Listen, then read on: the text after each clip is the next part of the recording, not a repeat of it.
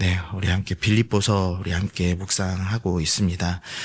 지금 이 빌립보서는 일단 이제 이 사도 바울 선생님, 이 선교사인 사도 바울 선생님께서 이제 선교 편지로 쓴 이제 책입니다. 이제 자신의 상황에 대한 근황을 이제 지금 써보내고 있고, 또 이제 계속 빌립보 교회는 이 사도 바울 선생님 이 사역 초기부터 헌금을 보냈던 교회이기 때문에 그 교회에 대한 감사를 담고 있고, 또한 이제 그 빌립보 교회를 향한 권면을 담고 있습니다. 이 권면의 가장 큰 핵심은 1장 27절에 있는 말씀이었는데요. 오직 너희는 그리스도의 복음에 합당하게 생활하라 라는 권면이었습니다. 그러니까 이 빌립보 교회를 향하여서 복음에 합당한 생활을 해라 라는 이제 메시지를 전달합니다. 그러면서 그런 복음에 합당한 생활이 무엇입니까?에 대해서 두 가지를 설명했는데요. 하나는 한마음, 이제 한 마음으로 연합해야 됩니다. 이렇게 이제 권면을 하고 있고, 두 번째로는 이제 대적자들 때문에 두려워하지 말고 담대하여라. 이렇게 이제 한 마음과 담대함이라는 두 가지를 지금 권면을 했습니다. 이제 그러면서 2장 1절부터 11절에서는 이 복음에 합당한 생활, 그러면 어떻게 해야 되는가, 그 원리에 대한 설명을 하면서 먼저는 이 2장 3절에서 아무 일에든지 다툼이나 허용으로 하지 말고 오직 겸손한 마음으로 각각 자기보다 남을 낮게 여겨라 라고 하면서 이 한마음에 대해서 이제 그 원리에 대해 설명을 합니다. 그리고 나서 이제 그리스도 찬송시라고 부르는 이 모든 이름 위에 가장 높아지신 그리스도를 기억하라 라고 하면서 담대하기 위한 원리로 이 그리스도 가장 높아지신 주님을 기억하십시오. 이제 이렇게 권면했습니다.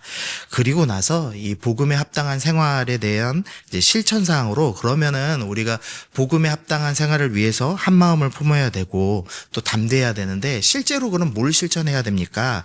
그것에 대해서 2장 14절에서 모든 일을 원망과 시비 없이 하여라 라고 이제 권면을 합니다. 그러면서 원망과 시비가 아니라 2장 18절에서 기쁨으로 신앙생활 할 것에 대해서 이제 권을 하였습니다.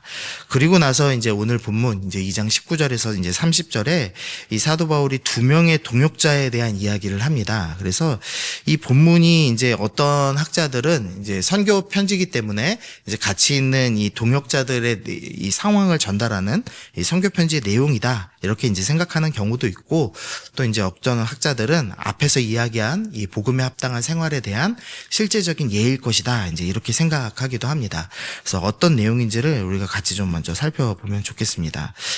먼저 2장 19절에서 24절에서 이제 디모데에 대한 이야기를 하고 있습니다. 이제 사도 바울이 2차 전도여행을 시작하면서 디모데가 이 전도여행 팀에 합류했습니다. 그리고 나서 이제 빌립보 교회를 이제 함께 개척했죠. 그러니까 디모데는 이제 빌립보 교회를 개척한 이제 개척 멤버입니다. 그러니까 이 빌립보 교회에서 이 우리를 개척했던 이 개척 멤버 중 하나인 디모데 목사님 보내주십시오, 아마 이렇게 요청을 했던 것 같습니다. 그러자 이제 사도 바울이 이제 디모데에 대해서 잠깐 이야기하는데요. 20절 보시면 디모데는 어떤 사람이냐? 이는 뜻을 같이하여 너희 사정을 진실이 생각할 자가 이밖에 없다. 그러니까 사도 바울과 동일하게 빌립보 교회를 향하여 진실하게 생각하는 사람, 그러니까 진정으로 교회를 사랑하는 사람입니다. 두 번째로 디모데는 어떤 사람이냐? 21절에서 그들이 각각 자기 일을 구하고 그리스도 예수의 일을 구하지 아니하되 라고 하면서, 다른 사람들은 예수님 위해서 사는 척하지만 사실은 자기 일을 위해서 사는데, 디모데는 그 사람들과 달리 정말로 예수님을 위해서 사는 사람입니다 라고 이제 이야기를 해줍니다. 그리고 22절에서 디모데의 연단을 너희가 안 하니 자식이 아버지에게 함과 같이 나와 함께 복음을 위해 수고하였다. 디모데는 자식이 아버지에게 함과 같이 복음을 위해 순종하고 또 사도 바울을 섬기던 사람이라고 이렇게 세 가지로 디모데를 소개하고 있습니다. 그래서 이제 빌립보 교회가 이 디모데를 원하는 거죠. 이제 교회가 원하는 일꾼은 어떤 사람인지를 잘 드러내는데, 교회를 진실하게 생각하고 자기 일이 아니라 예수님의 일을 구하고 또 순종하며 복음을 위해 수고하는 사람, 이 디모데 같은 사람이 바로 이 교회가 원하는 일꾼이라는 것을 이제 보여주고 있습니다. 그래서 우리가 먼저 생각해 봐야 될 교훈은, 나는 디모데 같은 사람인가를 좀 생각해 보면 좋겠습니다. 나는 정말 교회를 사랑하고 있는가? 그리고 나의 일보다 예수님의 일을 먼저 구하고 있는가? 그리고 나는 무엇보다 순종하며 복음을 위해 수고하고 있는 사람인가에 대해서 생각해 보면서 주님, 제가 디모데와 같이 교회가 원하는 일꾼 되겠습니다. 우리 그렇게 오늘 아침에 먼저 결단하시면 좋겠습니다. 두 번째로요, 25절 보시면은요, 이 25절 시작이 좀 독특한 단어로 시작합니다. 그러나 에바브로디도를 너희에게 보내는 것이 필요한 줄을 생각하노니 라고 이야기합니다. 그러니까 지금 빌립보 교회는 개척 멤버였던 디모데 목사님을 원합니다. 이 디모데 목사님은 너무 좋은 목사님입니다. 그러나 사도 바울은 누구를 보내기로 결정했냐? 에바브로디도를 보내기로 결정했다라고 이야기를 하고 있습니다. 이 에바브로디도라는 사람은 이 빌립보서에서 지금 오늘 본문에만 나오는 사람인데, 이 어떤 사람이냐면 4장 18절에 가면은 제가 좀 읽어드리겠습니다. 빌립보서 4장 18절에 내게는 모든 것이 있고 또 풍부한지라 에바브로디도 편에 너희가 준 것을 받음으로 내가 풍족하니 이는 받으실 만한 향기로운 제물이요 하나님을 기쁘시게 한 것이라. 지금 이 빌립보 교회가 에바브로디도 편에 선교 헌금을 보내줬습니다. 그래서 이 사도 바울이 이 헌금을 받아서 풍족하다라고 이제 고백을 하죠. 그러니까 이 에바브로디도는 이제 빌립보 교회의 교인이었습니다. 그런데 이제 어떤 문제가 있었냐? 26절, 27절 보시면 그가 병들어 죽게 되었으나 하나님이 그를 긍휼히 여기셨다라는 표현이 있죠. 에바브로디도를 이 빌립보 교회가 이제 파송을 했습니다. 이제 선교 헌금을 들려가지고 보내면서 바울 선생님 좀 도와줘라 이제 이렇게 보낸 거죠. 근데 문제는 에바브로디도가 사역은 하지 못하고 병이 들었습니다.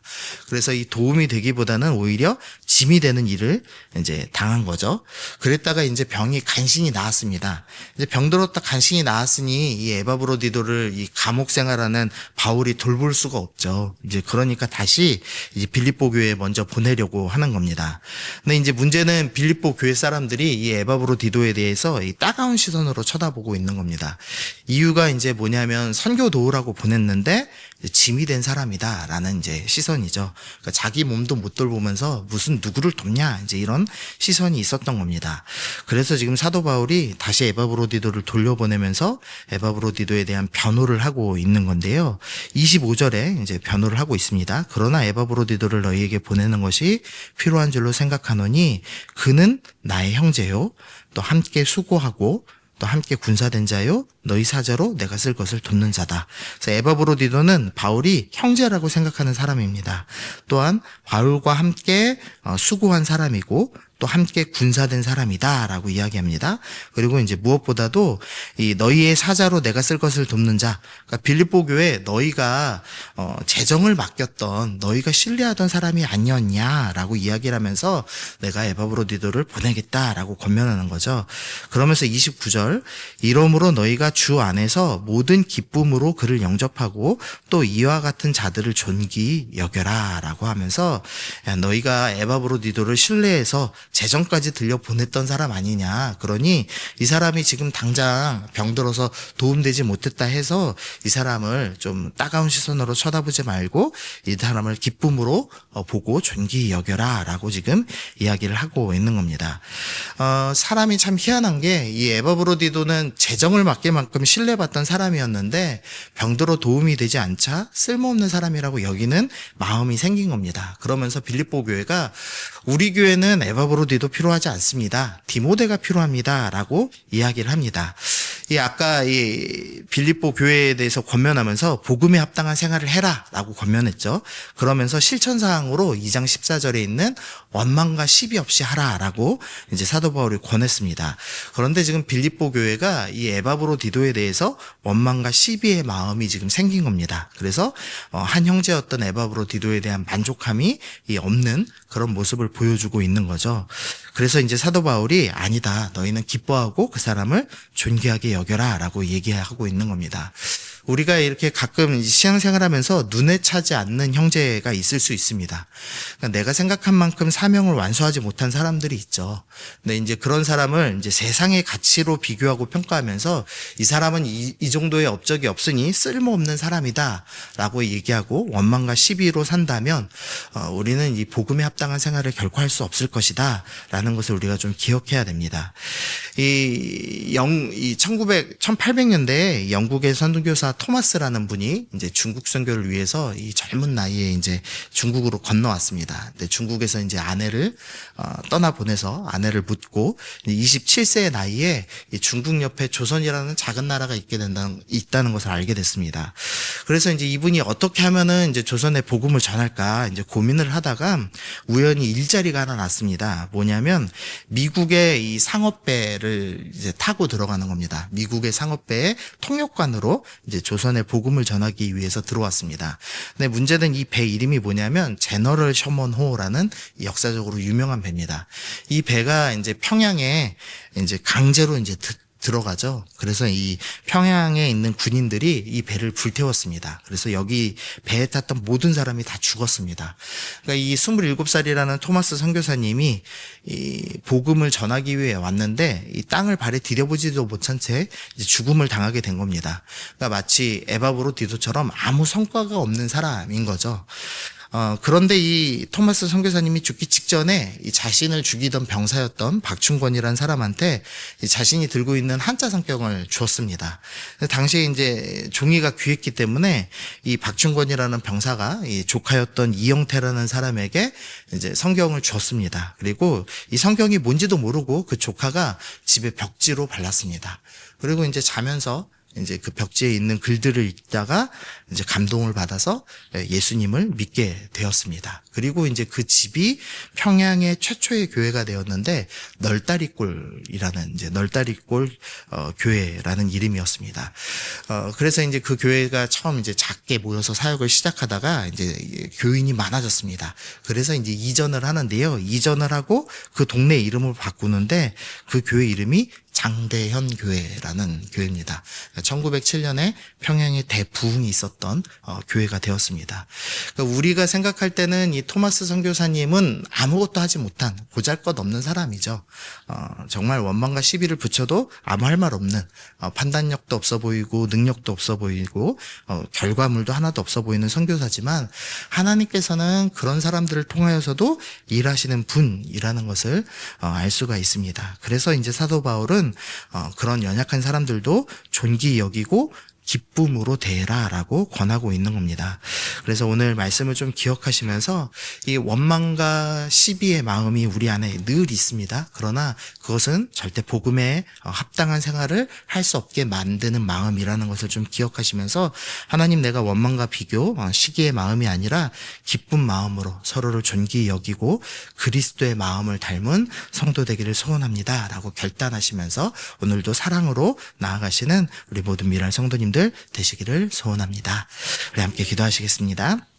하나님 아버지 감사합니다.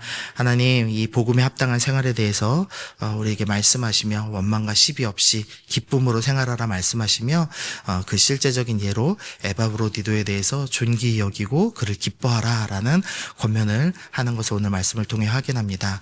우리 눈에는 이해되지 않는 연약한 지체가 있을지라도 하나님께서 존귀히 여기시는 형제임을 기억하며 그를 기뻐하는 성도 되기로 결정합니다. 우리가 그리스도의 마음에 닮아 사랑으로 우리가 서로를 보듬어주는 그래서 원망과 시비가 아니라 기쁨으로 나아가는 그런 교회 그런 성도 되게 하여 주옵소서. 감사드리며 예수님의 이름으로 기도드립니다.